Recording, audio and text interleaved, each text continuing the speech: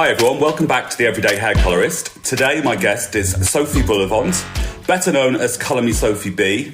Hello. Hello. I'm so glad I could get you on here. Welcome. I am so excited to be on here with my buddy.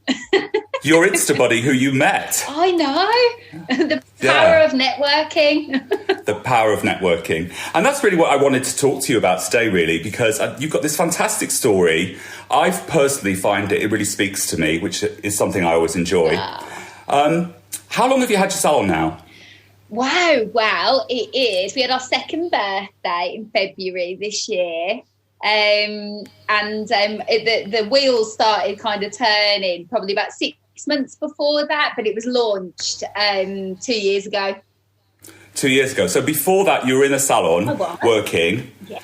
Working hard like all of us. Working hard. What was the push to set up your own business? Because that's kind of a huge leap, isn't it? Yeah. I mean, I was really in a place where I'd never wanted my own salon. I just loved working behind the chair, and I wasn't very good at maths. So that kind of was something that was always in the back of my head where, I was concerned, if I did do it, how I would kind of get on running it and stuff like that. Right, because it's very different, isn't it? Yeah. I think that working behind a chair, you can run a column and that be successful, but running a business has so many other skills in it. Massively. And I'd had some business coaching with HPS, and that went on for around about 4 or 5 months. So before you opened your salon, you did your business coaching? Yeah. So it was actually the salon owner that was having the business coaching, but the team got involved as well. Oh, wow. And we were allowed to sit it with him. So we all did it. And after that, really, it just kind of made me look at myself completely different, look at all the amazing things with regards to branding and stuff that I had created within somebody else's salon all by myself. And it really made me look, actually, that the maths part of it was actually a really small part in the end. Because I could learn it, It was just scary because I didn't know it. Yes, I think the fear of the unknown is what puts people off doing things, isn't it? The fear. But you were branded. I remember this because before you set up the salon, you were still Colour Me Sophie B. I was, and I've been that for 6 years before I launched my business. And so you were a brand within a brand at that point? Yeah, definitely. And I just, after my master's, my Weller master's degree, I branded myself as Colour Me Sophie B, and in the end trademarked myself. And it just really helped, bring like a steady flow of guests and new guests to the salon. So it was awesome, really. So you'd actually really done quite a bit of work. Yeah. Some of it not even knowing that you were working towards this. So all the things that I kept looking at, thinking that I was terrible at, and those were the reasons as to why I could never do it. Having the business coaching, it made me look at all the amazing attributes I do have, Right. And made me almost look at myself as a third person. And I thought, why aren't I doing this? This is ridiculous, I can learn all the other stuff if somebody will show me. Well, that's the way, isn't it? That's our business. Yeah. Somebody shows you how to do a new haircut, you practice it, you get better at it. Somebody shows you a new colour technique, and so you applied those learnings to being a business owner. Definitely. And I'd also seen a lot of, in my time, because I am 40, so in my time, since I was 14, being in this industry, I had also seen almost how not to do it. If you see what I mean, I'd worked for a few people, and not that they weren't good employers, it was just that there was, again, bits they were good at and bits they weren't, so I'd picked up a lot of, information going through my normal career just behind the chair and watching other people and how they did it. And I just said to myself, if I'm going to do this, okay, I am going to give it my best shot and I'm not going to be scared. And all the things that do scare me, I'm going to do them 12 times over until it becomes the norm and doesn't scare me anymore. I think that's brilliant advice. It really is. That's really cool. Yeah. So, colour me Sophie B. Well, I know that she's sassy. Oh, yeah. Oh, yeah? Yeah. What else is she? I would say she's quite tough on the outside, but as soft as anything in the middle on the inside. I would say I'm bold, I'm kind of like full of spirit, and I very rarely ever give up, you know. I'm like a dog with a bone. If I want something, okay, I'm just going to keep going till I get it. Tenacious. Yeah, a bit like our first date. Yes. That was funny, wasn't it? That was a coterie event, wasn't it? Yeah. Yeah. So, you know, I think those that I kind of mentor, they would say that I'm really inspiring to them, you know. But if you're somebody that hasn't got a can-do attitude, I would probably be your worst nightmare. I think that's fair enough. I think people might say that about me too, because I kind of feel like that it's like, let's find a solution. Yeah. Don't just give me the option of no, and I hate the word no. Or problems. Stop keep giving us loads of problems. Let's see what we can do, you know. So maybe that's why we get on so well, because we have the same mindset. Maybe so. So you open your salon. Yeah. And how did you go about? There's a couple of things in this. So one, I want to talk about social media, obviously. But first of all, I want to talk about picking a team, the right team, which is so important. How did you find the people you wanted? So I was really dead set that I wanted to employ people with the right mindset. I didn't care about where they were in their career at that point, because I know I can do all the other stuff again. Right. So and what's the other? You know, like the training and the social training and the jazz hands training and the sass training, you know, everything that I wanted to mould them into, I could produce. But what I needed were people who were mouldable. Yes. And that was the thing. So I could have plucked, you know, 5 of the best hairdressers in Birmingham and paid them like, you know, ridiculous money to make them come. You know, but having people within the business model that we have walking around like proud peacocks and all arguing and being horrible to each other, you know, and all that kind of thing was really never going to work. And so what I wanted was to find people who were maybe a bit like the underdogs, you know, right? People who maybe had never been given the opportunity to shine. You know, and all they needed was a really strong mentor to show them how, you know. And so that's what I did, really. So currently, at the moment, there's 5 of us. Right. And I have 2, within that, I have 2 trainees. One's already qualified that needed bringing on. And this is such a massive problem at the moment with hairdressing, where you're getting people spat out of college who just aren't ready, and maybe they're older. So like Chloe, she's 20, 21? No, she's 21 now. And she was like that. So she sat her MVQ2 and nobody would take her on. Because she was too old, you know, and she needed too much work. So at the time when I was recruiting for this position, I was looking for just that, somebody who's hungry, somebody who just wants an opportunity.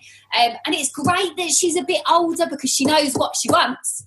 So, yeah, choosing an underdog, for me, was absolutely vital and a major part of my business model, because you know, not only is it going to be giving opportunities to people who need bringing on and maybe 6 to 12 months of education, and you can look at that as a bad thing, but really it means that you're going to get your like best employee ever, and they're gonna, you know, walk like you, talk like you, do everything like you, and be completely on brand, be so happy to be on brand, and feel, you know, blessed that they've had such a great opportunity, especially when they're not going to get it from anywhere else.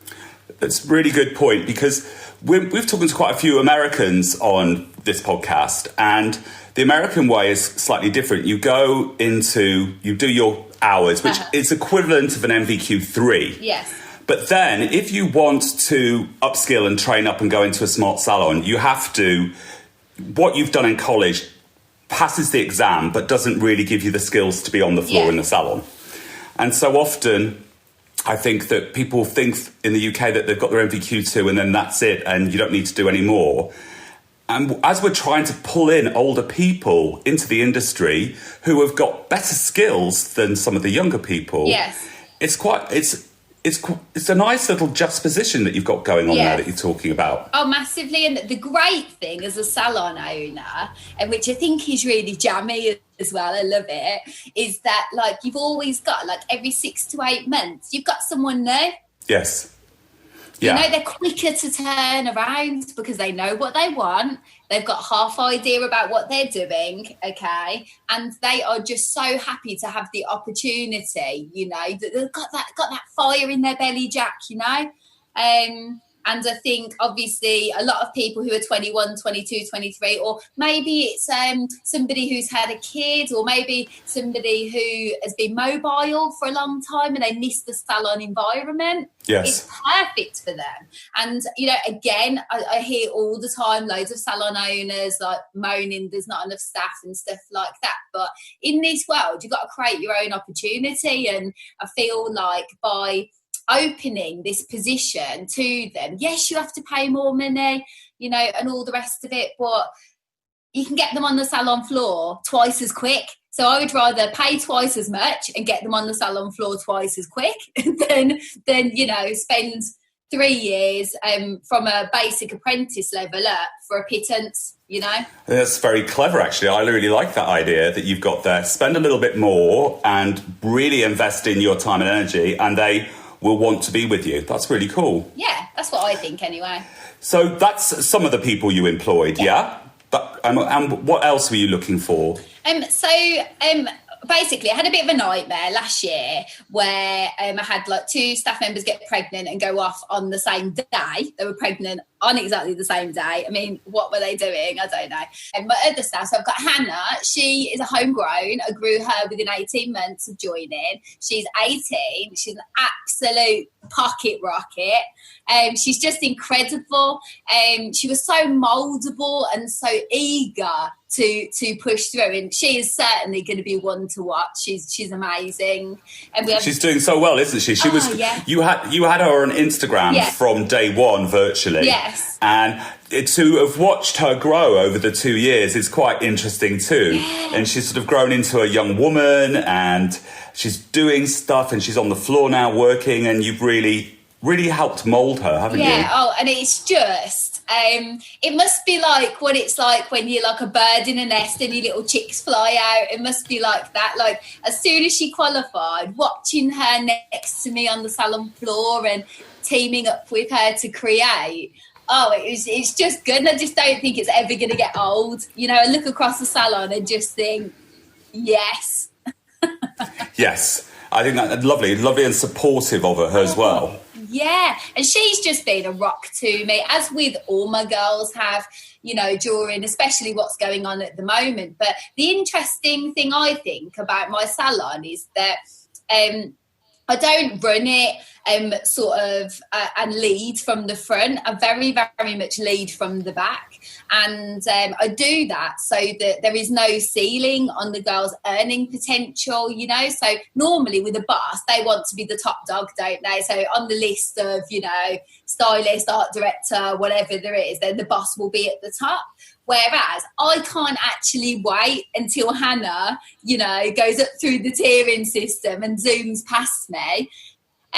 You know, the floodgates are open. The opportunity is always open for all of my girls, and I will most definitely not be standing in any of their ways, you know. And I just encourage them on the daily to be awesome.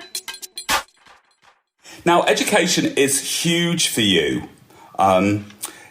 What surprised me when I was following you was that you dedicate working days to education. Oh, yeah. But I think that's kind of a rarity. Oh, Can massively. you talk about that, the thought process on that? Because Everyone's always saying that they don't have enough money for education. Yeah. We hear that a lot on platforms across the globe when we're teaching people that, they don't have enough money. I often think it's because the education isn't relevant to the salon, the commercial salon. Yeah. But you made a very clear, conscious decision to dedicate days to education every week. Every single week. So we have 3 hours. So we do 3 hours every Tuesday, and it alternates weeks from colour to cutting and styling and all the rest of it. And we get people in. Sometimes I take it, sometimes I do it. So at the moment I'm training to cut with the team, which they find very funny. So and it's really good fun, and it's great for them to also like see me in a situation where I'm learning too, and I don't really know what's going on, you know. And they, even our like little assistant Lucy, she absolutely loves it. She thinks it's great, you know, that she's 2 haircuts ahead of me or whatever. So it's a really great bonding experience. Number one, it's also bite-sized, isn't it? 3 hours. It's little. Yeah. So also we create great content for our social doing it as well. Oh, let me ask you this then. You're going way ahead of me. I love it. So you're using your education moment to create content as well. Oh, yeah, because our guests love to see us together doing anything. We could eat a packet of crisps together and they'd love it, you know. It would be like great, amazing engagement, and they just love seeing us. Even if something's going wrong, it really doesn't matter. They just love seeing, you know, they're like 5-piece hairy girl band, you know, rocking it out together. And it's a massive part of our culture. Learning. And that's the piece, isn't it? So once every week for 3 hours in the morning, you dedicate to building the team, and you also utilise that to film content for stories or finished looks and things like that, which is really, really clever. Nobody has said that to me in these podcasts yet. So that's, it's really interesting. The other thing that we do with it as well is that we it changes because it just depends, but around about every 6 weeks or so we close the salon completely on a Tuesday. We don't work it, and so that day is we normally start with a staff meeting, and then we normally go for a pub lunch. And then like we will have something in the afternoon, so it might be a seminar, or it might be one of the girls will demo something that she's learned or seen on YouTube or something. We do all sorts of things. Sometimes it's content again, sometimes it's just staff pictures, and we'll all get all dressed up and get up the flower wall and have a photo shoot. And we've got this clicky thing where you click it and it just goes off. So we have loads of fun there. Or we might make content for TikTok, or, you know, but a lot of what we do, you know, is about keeping our little hairy family unit together, you know, making sure everybody's got a chance to express their voice in a really relaxed environment. So we never argue, never fall out. There's no bitching. There's none of that in my salon. It just is completely like the wrong environment for it, because everybody genuinely loves each other. So you've created a great environment for them in that. And also what I think is clever is this content thing as well as education. I mean, it's team building. Yeah. I take a day out. Obviously, I work for myself, but I take a day out on a Sunday and do content, whereas actually you're creating it with the team. Yeah. Every 6 weeks you're doing that, and every education. Fascinating. With regards to the content thing, I don't know whether you'll find this interesting, but while we're sharing... Sharing is caring. I'll enlighten you. So the other thing that we do that I will not have in my salon, we've got like the 10 Commandments hairy style, right? So one thing I will not have is this kind of me, myself and I attitude, even down to content. So we have a Colour Me Sophie B shared media bank in the salon. Every single image, every single TikTok, every single scaring Hannah out the toilet video, whatever we're doing, you know, any kind of content that we create content during the day must be shared with all team members so everybody can access it. So it all goes into our team media bank. And so if the maybe assistants are struggling with what to post, or say I was ill or something and they had to take over the media account, they've got like endless supplies of media to be able to use, and we all share it. So talking about social media here, of course, that's how you and I met. Yeah! That's how I've met virtually every guest that's come on this show. It's amazing. You talk about this media bank and that everyone has to upload it to it. So it's basically a file sharing thing, so everyone's got access to it. Do you have the final say as the boss lady on what goes up and goes out, or where it goes? No. Do you know why?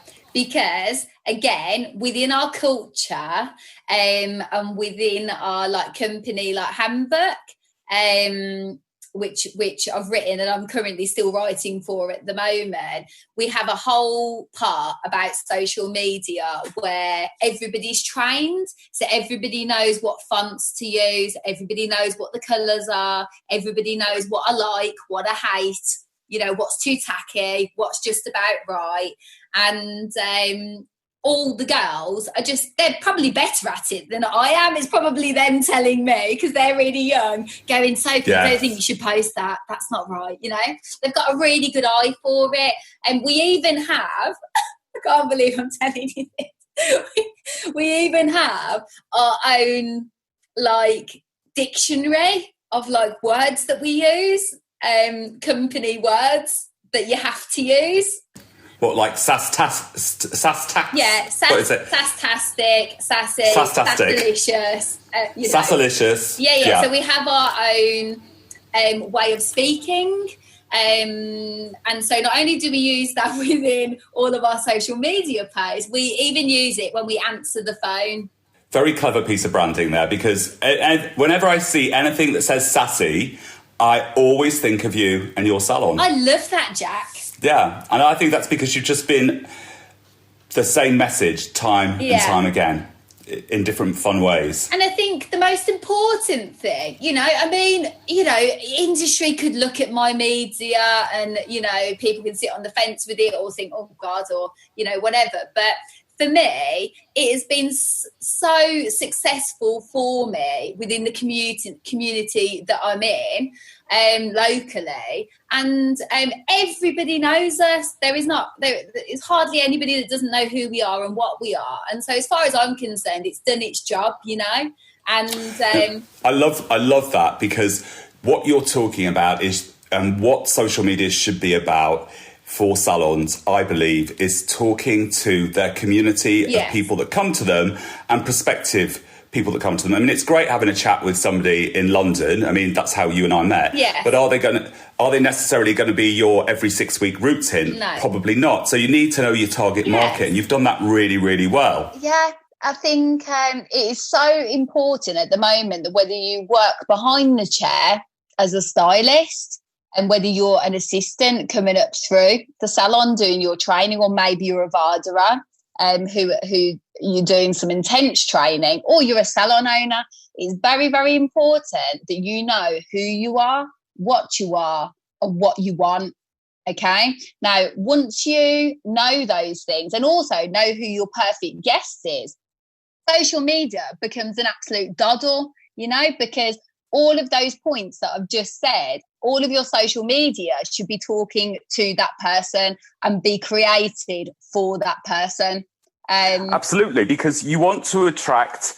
The great thing about social media, something like Instagram, is it's a window to your salon. Yeah. And it's a way in which you can speak to your clients when you're not in the salon or when they're not in the salon. Yes. And so I think it's really important. So many people are frightened of it and are really caught up with having huge numbers. Now, the reality is that if you're an international artist like me traveling around, you want to speak to different communities. Yes. But in London, I want to speak to people as a hairdresser, a colorist, who come to me in London. Of course. And once you figure that out, I think that's what makes it so much easier. And I think as well, where I have my business, it's in a little village called Knoll in Solihull, and there's about 25 hair salons Okay. Yeah. And so when I was looking for premises, you know, the amount of people that told me I was like off my box for even thinking about opening a salon there. If I had £1 for every person who said, but there's already 24 salons there, why would you open a salon there with all that competition? But my mindset was completely different. They were never going to be any competition because no one's going to do it like we do it, okay? And that isn't a big-headed thing because our perfect guest and our perfect avatar, if you like, they wouldn't want to go to those salons anyway because they're looking for something different. They're looking for a place that has more of a community feeling, you know, that's a bit crazy, that, you know, it's a bit like a girl gang that they can get involved in and feel involved in as a guest between sittings by following us on social media, you know? You found your USP? Yeah!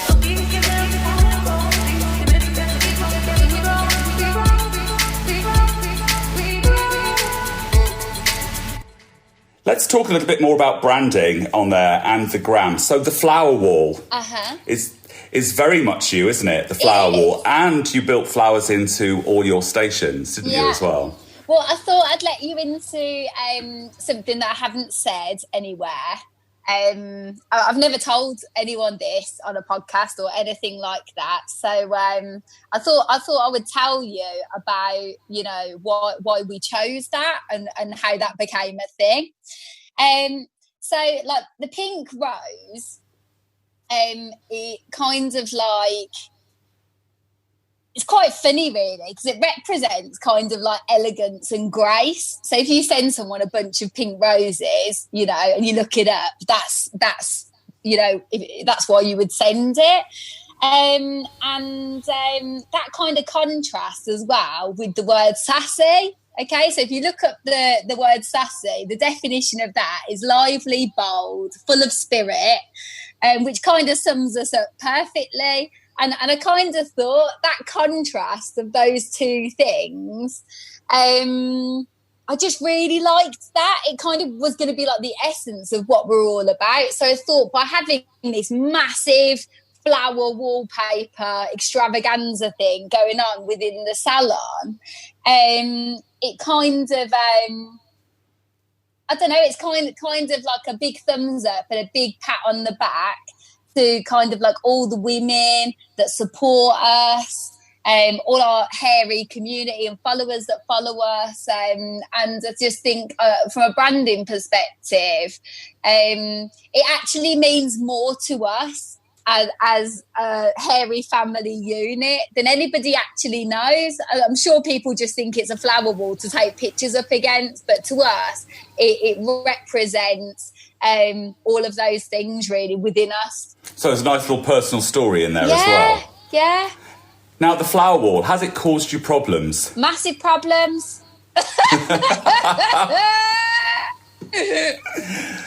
And it actually, you know, going back to what we were just saying about knowing who you are, and what you do, okay? So on an industry level, it's not doing me any favours whatsoever.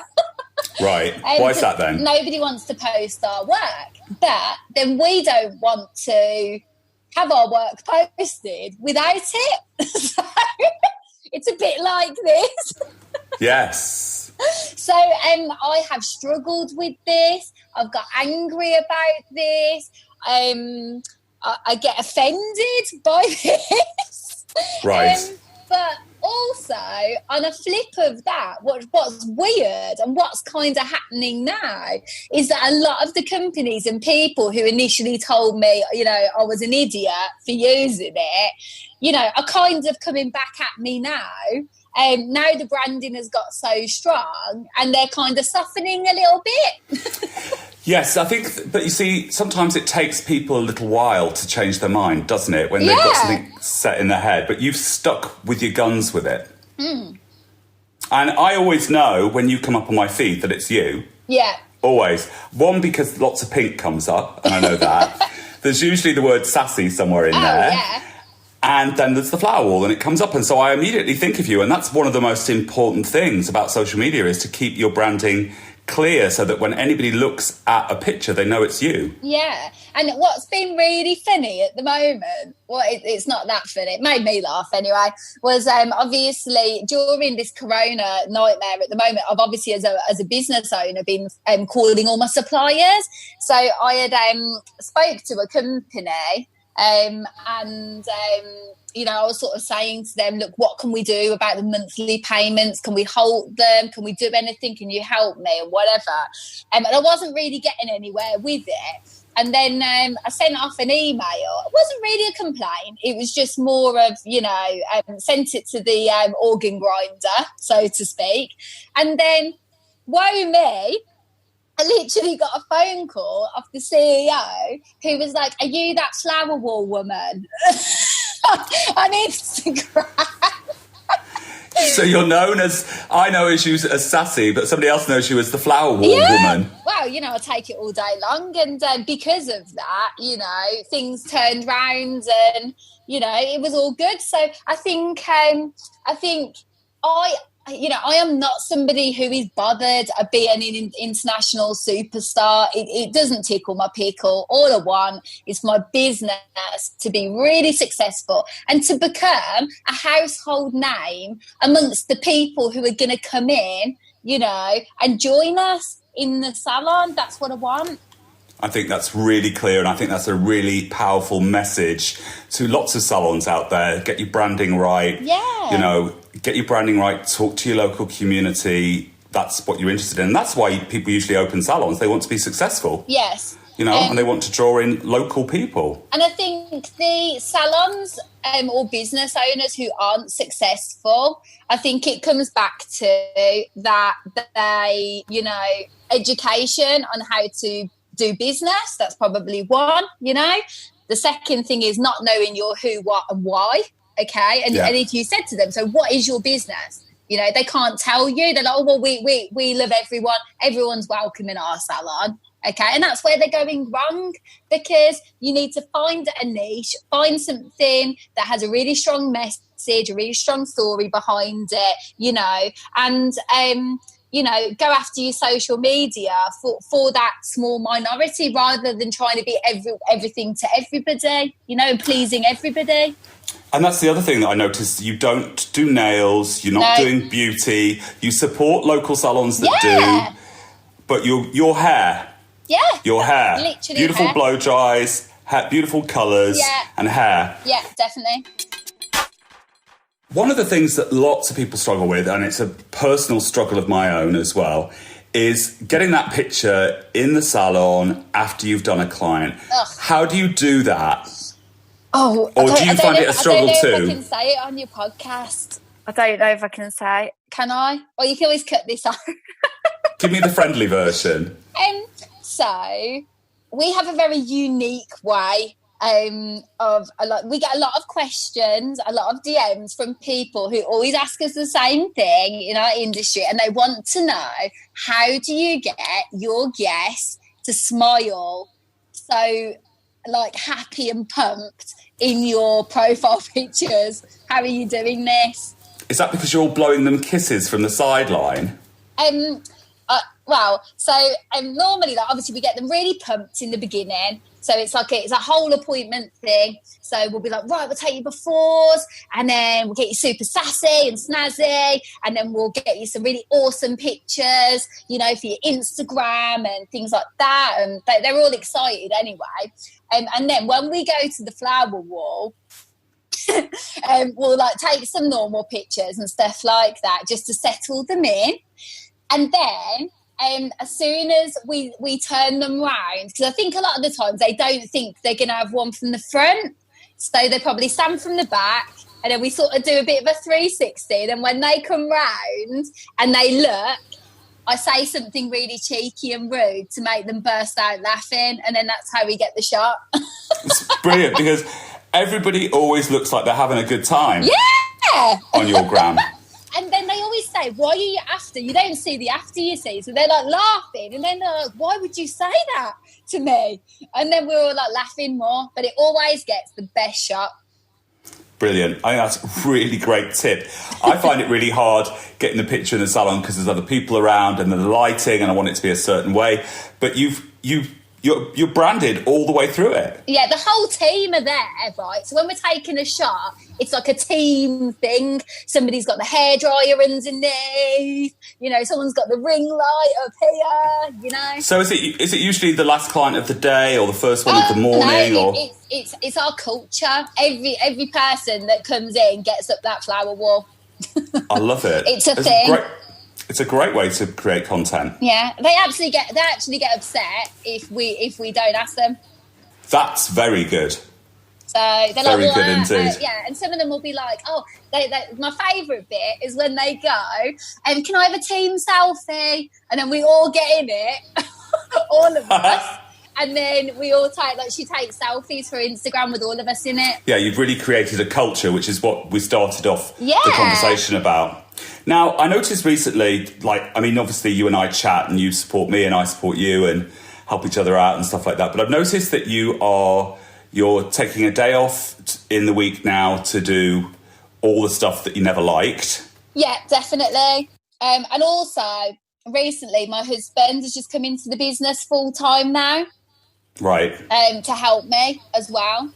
Because there's so much going on at the moment, and we're just at the moment looking at different streams of revenue. Obviously, I'm looking to launch Colour Me Sophie B Pro. That's going to take a lot of time, and obviously we have all the financials and stuff that never goes away. Every month it comes back, Jack. Every month. Yeah, the financials do. It's great that you're going to be launching the next phase. I'm looking forward to seeing that. That's really cool. Do you know what I'm really excited about? Everyone keeps saying to me, well, what's your best thing, Sophie? Are you good at this? And are you good at that? And, my strengths come from really getting behind people with the basics, really. Like at the moment, I've met quite a few colourists lately, especially, who they're really good at, say, doing air touch balayage, right?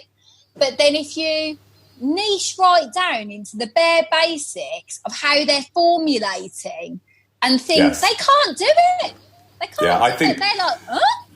So, there's a lot of people out there that when you dig deep, it's like, don't understand things like undercoats and exactly. The basic stuff that sets you up for the rest of your life. Massively. So my Colour Me Sophie B Pro is all about empowering people. It's all about, if you're a hairdresser and you've lost your mojo and you're really struggling to get pumped, well, I'm going to be there, like Mrs. Motivator, pumping up the nation, Jack, and getting people dead excited again.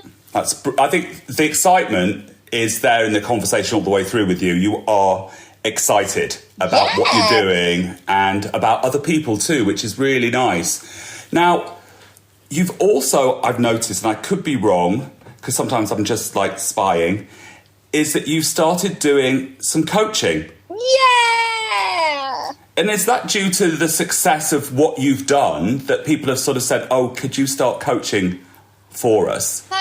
So what it is obviously within High Performance Stylist, that coaching business actually only started, I think it was 7 months before I met them. Right. So it all happened at the same time. And so obviously I did the coaching as a stylist first, working for someone else, and I obviously did everything they told me to do, and I was just so successful with it. I just absolutely smashed it. So then with their help, I went on then to be a business owner, and I have had coaching again, to be a business owner and to learn business and how to be a boss lady, and came out the other side. And so they've obviously used my story as well within High Performance Stylist group to show people that, if you implement the steps, anything is possible, and it was almost like a sort of natural progression really at this point now. So I've known them for 2.5 years now? Yes. For me to, sort of carry on helping others. And It's amazing. I absolutely love it. You are definitely about supporting other people. That just comes across in your conversation all the way through, and that's such a lovely quality in someone.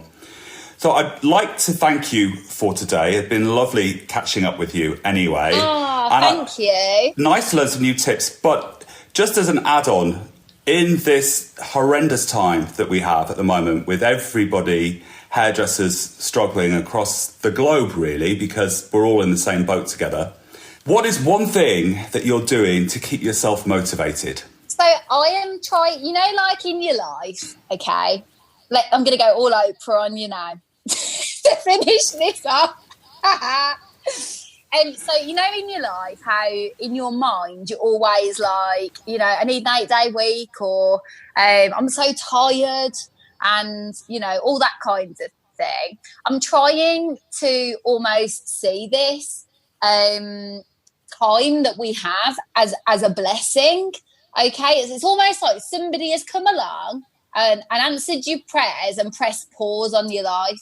So not only can you use it to reset your own mind with what you want out of life, if you hated your life and every day you're getting up out of bed thinking you can't wait till it's Friday for the weekend, this time that we have been given, wanted or not wanted, obviously, I just think you've got to be looking at it as a time to reset, as a time to do all those things that you never have time to do, okay? And make sure that your life, which is so precious as we're seeing at the moment, okay, that you are not wasting a second of it, and if you're currently sitting thinking you don't like where you are in your life, it's like that saying, move, you're not a tree, okay? You can do whatever you want in this life, okay? You can.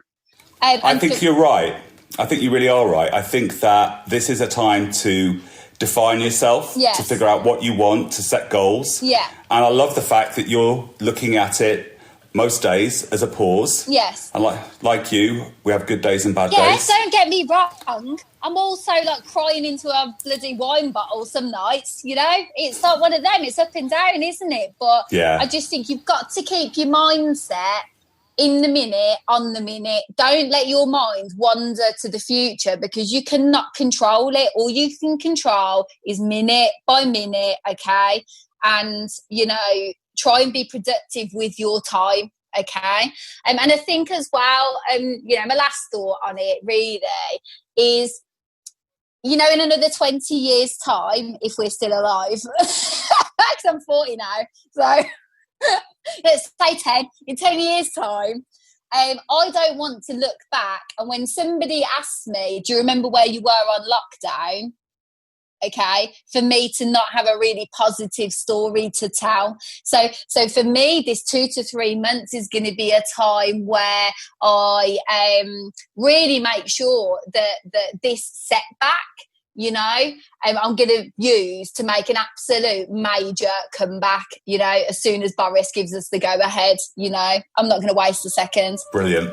Thank you so much. Now, you can follow Sophie on Colour Me Sophie B, and it's colour spelt the English way, COLOUR me, Sophie B. Yeah! Thanks so much for being my sassiest guest. Oh, thank you so much for asking me. I loved it. Pleasure. So I hope you enjoyed this podcast as much as I did making it for you. Don't forget to subscribe on your channel that you download your podcasts from. iTunes is my favourite, but I know there are others out there. And also, if you want to follow me on stories on Instagram, it's Jack Howard Colour, COLOR, the American way, not the English way. And on Facebook, it's Jack Howard Colour, COLOR. And my website is www.jackhowardcolor.com.